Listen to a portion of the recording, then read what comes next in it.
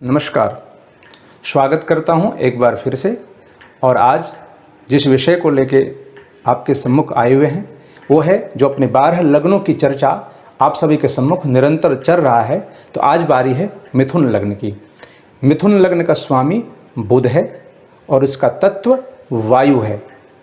मिथुन लग्न वाले जातकों का स्वभाव साहसी, पराक्रमी और धैर्य में थोड़ी कमी की होती है। साथ ही निर्णय लेने की जो उनकी क्षमता है वो तत्कालिक होता है, यानी कि जो जहाँ पे उनका सामने जो परिस्थिति आए वो तुरंत निर्णय लेने में विश्वास करते हैं। उनका जीवन जीने का जो कला है वो राजकुमार या राजकुमारी जैसे प्रतीत होता है।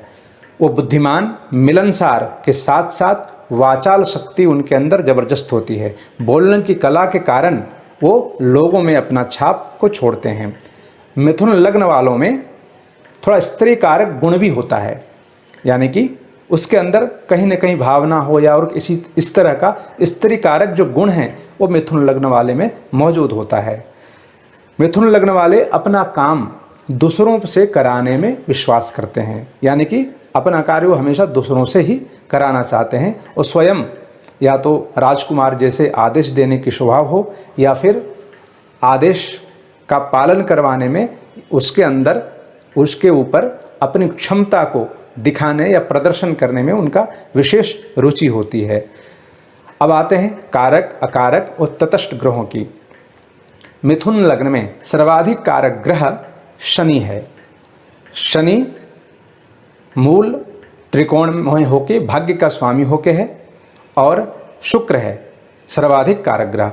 शुक्र मूल त्रिकोण में पंचम भाव का स्वामी होके है। तो शनि सबसे पहले शुक्र और शनि को अपना कारक ग्रह बनाया। अब ऐसा क्यों? क्योंकि बुध के स्वभाव को अगर हम समझें, उसको जानें, बुध को ज्योतिष में बालक या किशोर की संज्ञा दी गई है। तो बालक और किशोर का पहला स्वभाव क्या होता है? अपना मनोरंजन करना। तो शुक्र को उन्होंने पहले चुना क्योंकि शुक्र भोग विलास का कारक ग्रह है। तो सबसे पहले शुक्र को शनि ने बुध ने अपने लग्न में कारक ग्रह चुना। उसके बाद शनि को उन्होंने सर्वाधिक कारक बनाया, क्योंकि शनि दास कारक ग्रह है, वो दासत्व को दर्शाता है। तो सबसे पहले उसके बाद बुध ने शनि को अपना सर्वाधिक कारक ग्रह बनाया। इसके बाद आते हैं तटस्थ ग्रह की। तो मिथुन लग्न में तटस्थ ग्रह चंद्रमा है और एक स्वयं बुध हैं। बुध तो ऐसे दो राशियों के स्वामी हैं, कन्या और मिथुन, परंतु मूल त्रिकोण वो कन्या राशि के स्वामी हैं और उसके बाद मिथुन का, इसलिए मिथुन लग्न में वो तटस्थ भाव में हैं। साथ में चंद्रमा को भी उन्होंने साथ में रखा, क्योंकि चंद्रमा मन या माँ का संज्ञा है, तो माँ को भी अपने साथ रखा तटस्थ भाव में। और इसके बाद आते हैं अकारक ग्रह में। मिथुन लग्न में अकारक ग्रह बृहस्पति, सूर्य, मंगल, ये 3 अकारक ग्रह हैं। सबसे पहले बात करते हैं मंगल की।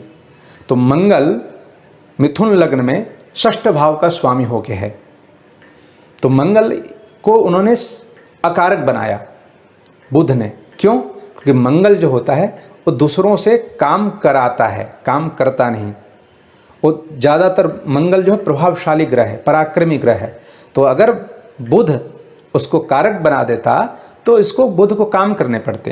तो इसलिए इसका जो प्रवृत्ति है काम से पीछे हटने का, इस प्रवृत्ति के कारण मंगल को उन्होंने अकारक बना दिया। अब आते हैं बृहस्पति की। बृहस्पति मिथुन लग्न में 2 केंद्र के मालिक हैं, 7वां और 10वां। फिर भी बृहस्पति को बुध ने कारक नहीं बनाया, उसको अकारक बनाया। कारण कि बृहस्पति एक ज्ञान का कारक ग्रह है। तो बुध को जब हम समझते हैं, उनका बालकत्व को हम जब समझते हैं, तो बालक का स्वभाव होता है पढ़ने में रुचि नहीं लेना। शुरुआती में प्रारंभिक जीवन में देखिएगा बच्चों को पढ़ने में रुचि बहुत कम रहती है। अगर बच्चे को मालूम हो जाए कि फलाना पृष्ठ से एग्जाम में ये आने वाला है तो उतना ही पृष्ठ को वो पढ़े, बाकी पृष्ठ को वो जीवन भर नहीं छूना चाहेगा। इसलिए अपना ज्ञान को या उसको ज्ञान नहीं प्राप्त करने जाना पड़े या उसको पढ़ना नहीं पड़े या मेहनत नहीं करना पड़े, इस उद्देश्य से गुरु को उसने अकारक ग्रह बनाया। अब आते हैं मिथुन लग्न में सूर्य अकारक क्यों है। बुध ने सूर्य को भी अकारक बनाया। सूर्य तृतीय भाव का स्वामी यहाँ पे सूर्य है, और सूर्य तृतीय भाव का स्वामी होने के कारण सूर्य का स्वभाव है पराक्रम का। सूर्य का स्वभाव है हमेशा राजा के समान प्रजा से काम कराने का, प्रजा के ऊपर शासन करने का। तो बुध को अपने पिता से भी, माफ करिएगा, सूर्य मतलब पिता, तो पिता काम कराएगा हमेशा, दबाव देगा हमेशा, इसलिए उनको भी अकारक ग्रह बना दिया बुध ने अपने लग्न में। तो मिथुन लग्न वालों को कारक ग्रह जो शुक्र और शनि है, इनकी महादशा अंतर्दशा में इनको बहुत लाभ मिलता है।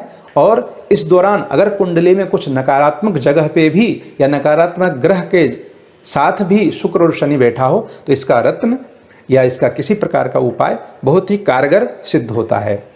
तो मिथुन लग्न वाले कारक ग्रह शुक्र शनि की महादशा अंतर्दशा का पूर्ण लाभ ले सकते हैं। तटस्थ भाव का जो है बुध और चंद्रमा, ये सही जगह पे कुंडली में हो तो ऐसे मिथुन लग्न वाले को ये भी बहुत लाभ देता है अपनी महादशा अंतर्दशा में।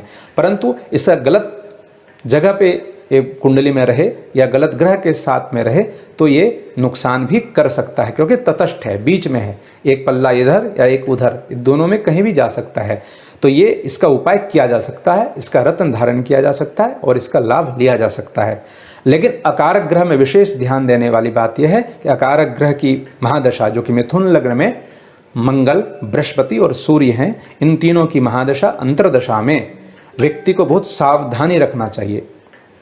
इसमें मंगल अगर महादशा चले तो व्यक्ति को कर्ज या फिर दुश्मनी, कोर्ट कचहरी का चक्कर लगाना पड़ सकता है। इसलिए मंगल की जब महादशा हो और मंगल की प्लेसमेंट सही जगह में ना हो तो बहुत ही नुकसान करता है मिथुन लग्न वाले को।